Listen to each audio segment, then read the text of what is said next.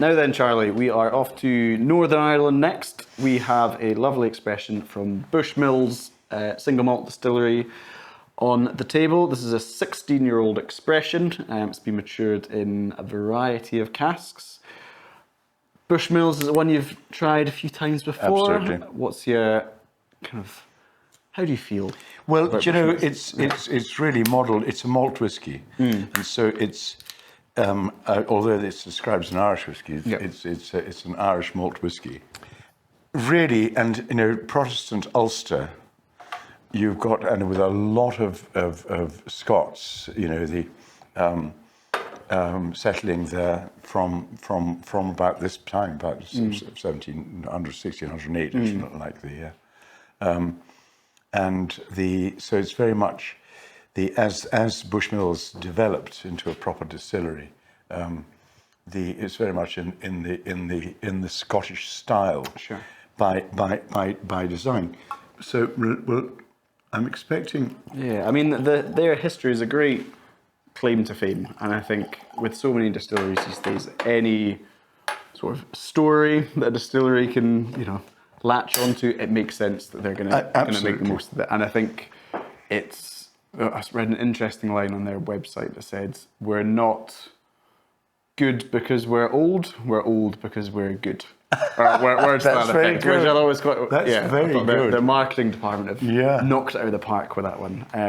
That's very good so indeed. Yeah, obviously they've got, you know, centuries worth of experience, whether it goes all the way back to 1608 or not. Yeah, it should be a lovely one to try. It's aged in Oloroso sherry and bourbon casks before finishing in port pipes. Right. So imagine the bourbon and Oloroso have been sort of vatted together or married together and then matured for an extra period in port casks. So well, we've talked about this before, but there's not a hint of pink. You would expect a slight pink, yes, which I always think is a bad sign, because you've got to be very careful with finishing in port, because it can add if it's left too long in the finishing casks, it can spoil the whiskey, in my view. And and one of the indications is that it goes slightly pink. Okay. But I'm not getting any pink.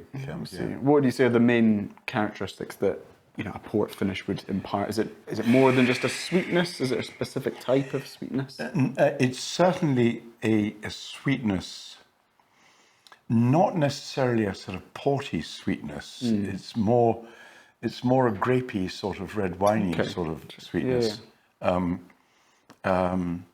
But it's tricky because then, of course, port generally speaking is sweet. Yes. And red wine is generally quite tannic and dry, and so it can go both ways. Sure. I mean, we were tasting earlier one which was very sweet. It was sweet throughout, and that worked. You know. But it can be a bit confusing, and you get this sort of tannic dry, or perish the thought, you know, flavours of port which don't work with the whiskey. So the whiskey can just end up being a bit muddled. Yes, indeed. Okay. Interesting. Well, we'll give this one a little try. On the nose, Well, now that's interesting. It's a sort of ashy note. Yeah, this one is only bottled at 40%, so there shouldn't be too much alcoholic prickle to distract from. But my first impression here, Laurie, was like ash, you know, sort of top notes of ash. Very odd. It's not smoke, but the ash.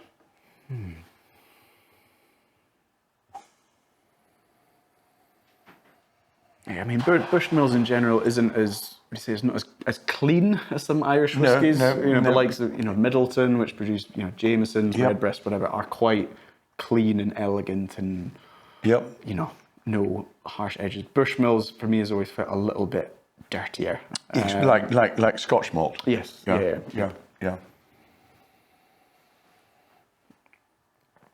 Oh, it's coming up now. There's a fruity, middle, and it's more. I think it's more cooked fruit than fresh fruit. Okay.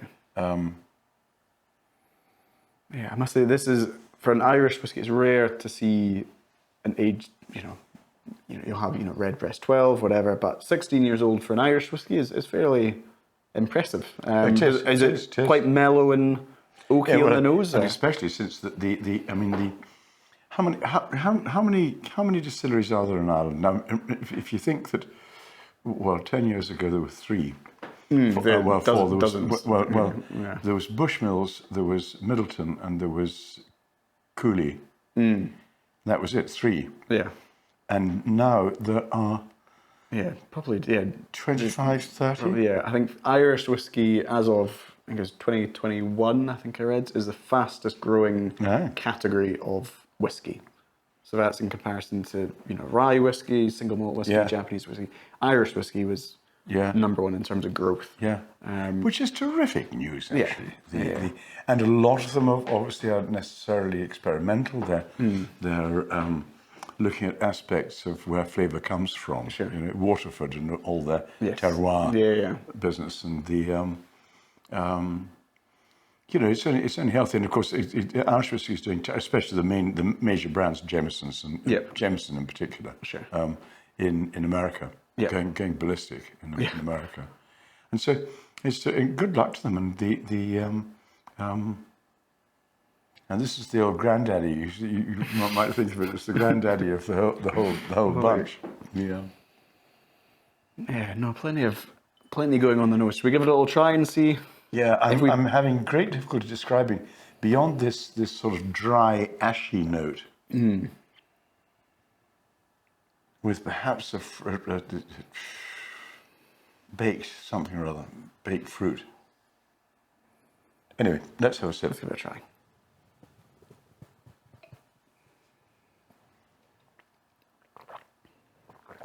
Nice texture. I think the 40% helps with the texture. It goes down very, very easily. There is some little bit of vanilla toffee, mid-palate. Sweet overall. It was a lovely lingering sweetness for me. Even now, it's almost like a sweet shop. There's nothing going on at the sides of the tongue, sort of acidity or saltiness. Centre palate. And then, confectionery, some sort of undefined sweetiness. Yeah. Sweetie shop. Right, now then. Yeah, it's very. It does linger, doesn't it? That sweetness.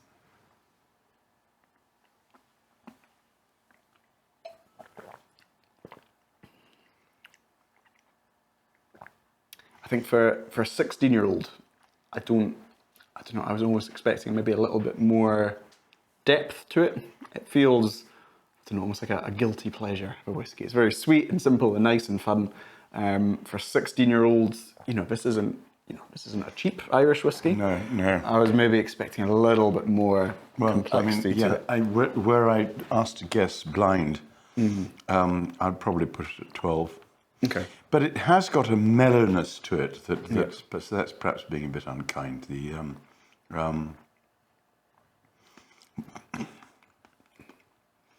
It is interesting,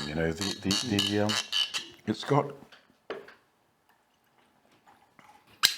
I mean, it's delicious. It's tasty. And very easy to drink. Very, very easy to drink.